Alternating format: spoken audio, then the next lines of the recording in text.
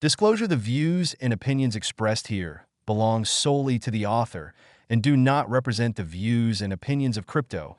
News editorial. An unhealthy fixation on native tokens, coupled with hardware installed in areas with low demand, means far too many DePIN projects lack sustainability. Decentralized physical infrastructure networks, otherwise known as DePINs for short, are ambitious projects that represent a huge undertaking. They involve so much more than launching a flash-at-the-pan memecoin in a couple of clicks. The goal of connecting real-world assets, such as energy grids and transport networks, to blockchains is one that takes time, resources, and scale.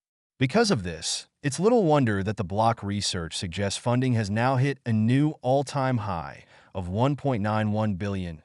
Deepening interest in artificial intelligence has given the burgeoning DePIN sector another boost, but not all projects are born equal. And those that survive in this competitive landscape need to overcome sizable structural issues to reach their full potential. One particular issue relates to the mistaken notion that startups need to launch a native token to be successful.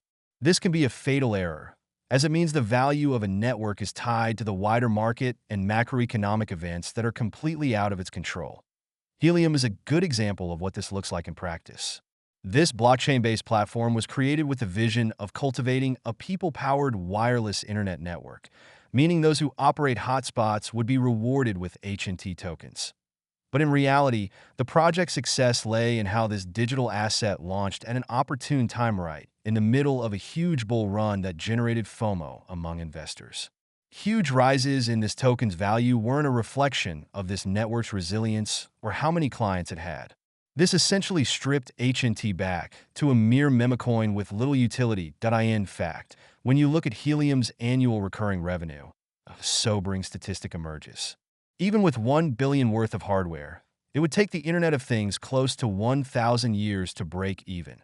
Other contenders in the space include Peak, a network that says it's home to more than 50 DePINs. Healthy scrutiny is needed here, as it's difficult for most blockchains to handle the transaction volumes of a single decentralized physical infrastructure network, let alone 50.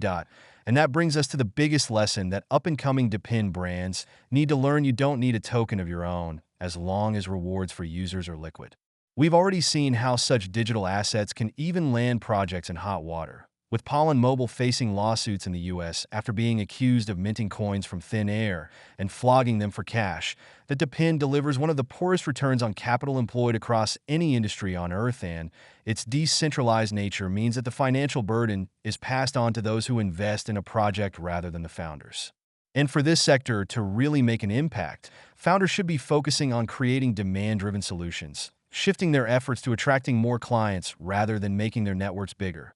Let's explain what this means in practice. Instead of adopting a build-it-and-they-will-come model, a demand-driven approach would mean hotspots pop up in the areas where there are already paying customers who want them.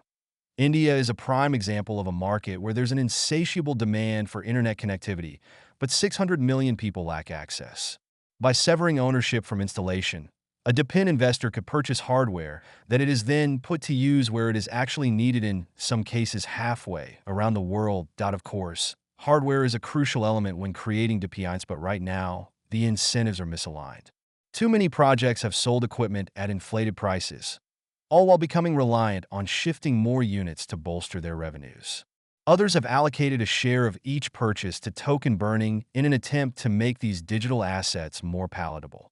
While this may inflate their price in the short run, it means such cryptocurrencies violate the Howey test, which determines whether an asset is a security.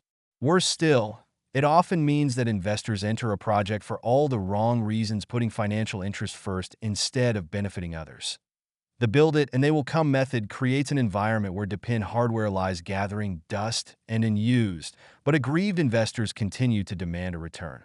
But generous payouts can prove unsustainable, creating high levels of apathy when rewards dwindle. Insisting on distributing compensation in the form of a volatile native token can also be exceptionally off-putting to corporations, who would prefer to be paid using digital dollars instead. Going demand first means that a native token's value is of secondary concern, and the focus can rightly return to ensuring that a DePIN does the most good.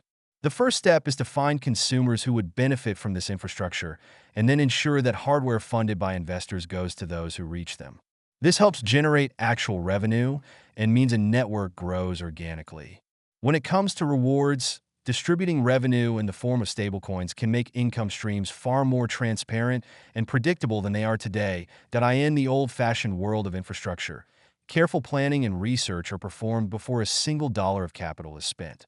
Feasibility studies examine whether an ambitious project is achievable, who it would serve, and where they are based.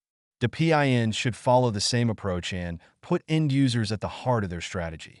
Blockchain technology and spreading funding costs across a broader cross-section of people can be truly transformative, enabling emerging markets to finally access the technology they need to grow their economies and become more prosperous. But the DePIN projects trying to make this happen need to realize that throwing a native token into the bargain for the sake of it risks creating an unnecessary distraction that could ultimately prove harmful in the long run and spark no end of legal and regulatory headaches. Sustainability is the name of the game here. Too much supply and too little demand will always spell disaster.